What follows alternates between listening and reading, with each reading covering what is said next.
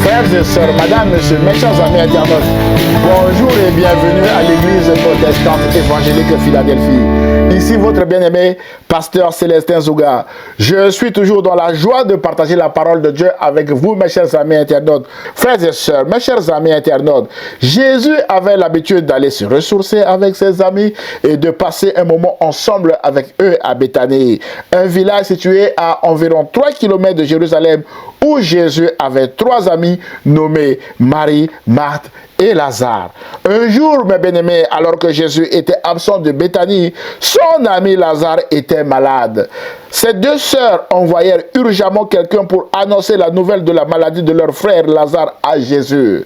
Pendant ce temps, la situation de Lazare s'était dégradée rapidement et malheureusement, Lazare était mort brutalement de cette maladie. Mais la bonne nouvelle est que Jésus l'avait ressuscité 4 jours plus tard de façon spectaculaire devant une grande foule, mes bien-aimés. Seul l'apôtre Jean nous raconte ce récit dans son évangile au chapitre 11 où il est écrit que il y avait un homme malade, Lazare de Béthanie, village de Marie et de Marthe, sa sœur. C'était cette Marie qui oignit de parfum le Seigneur et qui lui essuya les pieds avec ses cheveux. Et c'était son frère Lazare qui était malade. Les sœurs envoyèrent dire à Jésus, « Seigneur, voici celui que tu aimes est malade. » Après avoir entendu cela, Jésus dit, « Cette maladie n'est point à la mort, mais elle est pour la gloire de Dieu, afin que le Fils de l'homme soit glorifié par elle. » Or, Jésus aimait Marthe et sa sœur et Lazare. Lors donc qu'il eut appris que Lazare était malade, Jésus resta 2 jours encore dans le lieu où il était. Waouh! Frères et sœurs, mes chers amis internautes, Jésus était-il en retard dans ce récit, mes bien-aimés dans le Seigneur?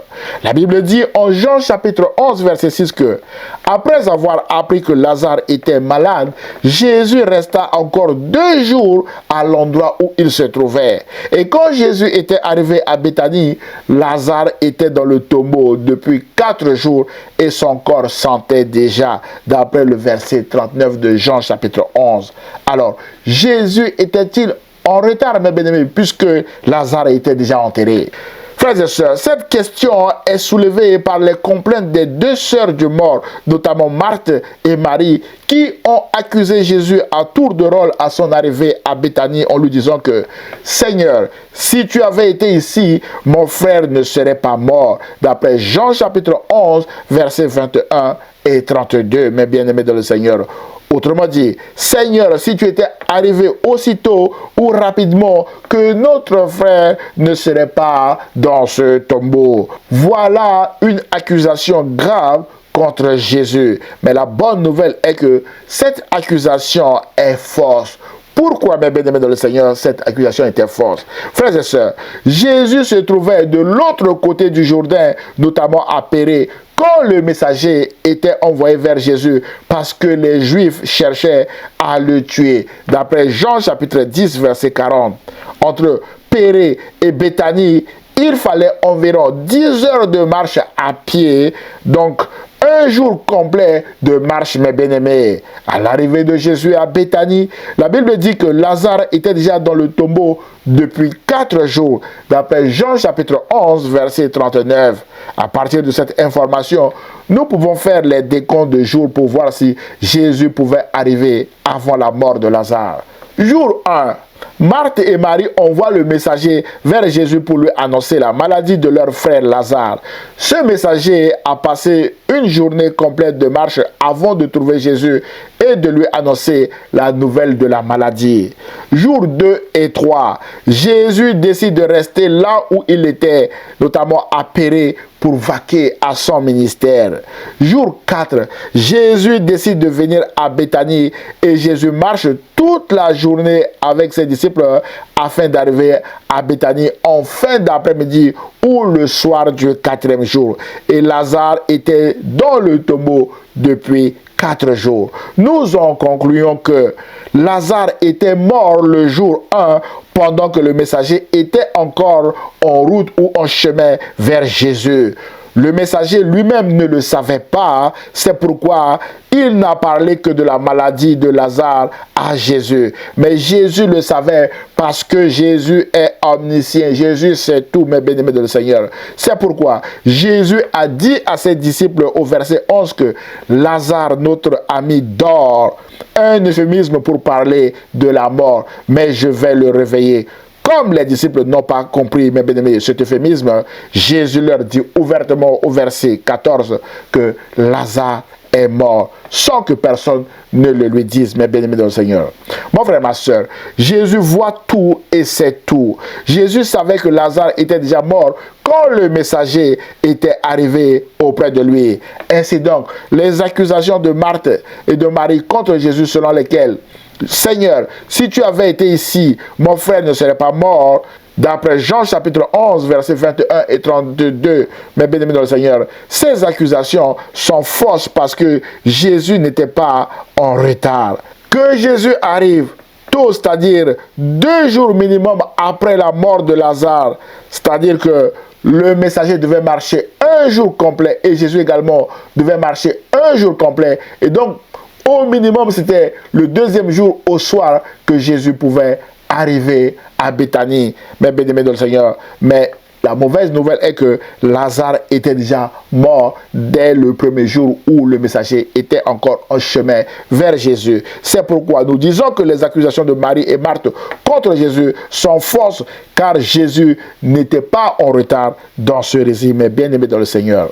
Ainsi donc, à notre question, Jésus était-il en retard dans ce récit? Nous répondons non. Jésus n'était pas en retard dans ce récit. Et Jésus n'est jamais en retard. Mon frère, ma soeur, Jésus n'est jamais en retard et il ne sera jamais en retard dans votre situation. Jésus était arrivé à l'heure où Dieu le Père a choisi de faire éclater sa gloire devant cette foule qui était encore divisé sur l'identité de son Fils Jésus-Christ comme Messie, mais bien-aimé dans le Seigneur. Frères et sœurs, mes chers amis internautes, dans le récit de la résurrection du Fils unique de la veuve de Naïn, le miracle de la résurrection a eu lieu à l'heure où la ville de Naïn s'apprêtait à porter à terre ce jeune homme, mes bien-aimés. Jésus a ressuscité ce jeune homme et l'a rendu à sa mère. Le cortège de deuil venu enterrer ce jeune homme s'était transformé en cortège de louanges à la gloire de Dieu en criant: un grand prophète a apparu parmi nous. Dieu est venu prendre soin de son peuple. D'après Luc chapitre 7, verset 11 à 17, que je vous invite à lire chez vous. Mon frère, ma soeur, Jésus s'appelle Emmanuel, qui veut dire Dieu est là. Jésus vient prendre soin de vous, mes bien-aimés dans le Seigneur. C'est pourquoi, si vous ne l'avez pas encore accepté comme votre Seigneur et Sauveur, ce message vous encourage à accepter Jésus-Christ comme votre Seigneur et Sauveur. C'est alors que Jésus vous donnera la vie éternelle, mes bien-aimés dans le Seigneur, et aussi vous marcherez chaque jour dans la victoire de Jésus-Christ. Mes chers amis, dans le récit de la résurrection de la fille de Jairus, l'heure du miracle prévu par Dieu était dans la maison de son père aussitôt après sa mort. Et dans le cas de Lazare, l'heure du miracle de la résurrection prévue par Dieu était 4 jours après, dans le tombeau et de façon spectaculaire. Et jamais, mes bien-aimés du Seigneur, on a vu en Israël quelqu'un ressusciter au bout de 4 jours, comme on a vu Lazare ressusciter. Et nous disons bravo à Jésus. Mon frère, ma soeur, notez ceci. Chacun d'entre nous a son heure de miracle devant Dieu. Peut-être que votre heure de miracle n'est pas encore arrivée et que vous êtes en train d'accuser aussi forcément Jésus, comme Marthe et Marie, en disant que si le Seigneur était intervenu à temps dans votre cas, vous ne seriez pas dans la situation dans laquelle vous êtes actuellement. Répentez-vous de cette fausse accusation si vous l'avez faite, mes bien-aimés dans le Seigneur, et faites confiance à Jésus, mes bien-aimés dans le Seigneur. C'est alors que vous verrez la gloire de Dieu. Dans ce récit, en Jean chapitre 11, verset 40, Jésus a dit: si tu crois, tu verras la gloire de Dieu. Mon frère, ma soeur, si vous croyez, vous verrez verrez la gloire de Dieu s'accomplir dans votre vie. Rappelez-vous que Jésus arrive toujours à l'heure choisie par son Père pour faire éclater sa gloire. Alors attendez avec la bonne attitude votre heure de miracle, mes bien-aimés. Le prophète Habakkuk, qui l'a expérimenté, a dit ceci, mes chers amis internautes, en Habakkuk chapitre 2, verset 2 à 3.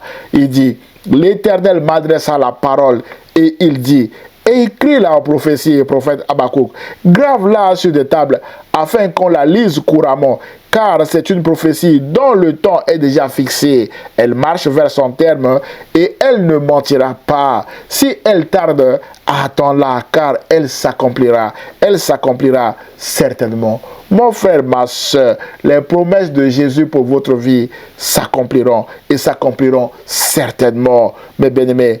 Alors, prenez courage, mon frère, ma soeur, votre heure de miracle arrivera certainement, mes bien-aimés du Seigneur.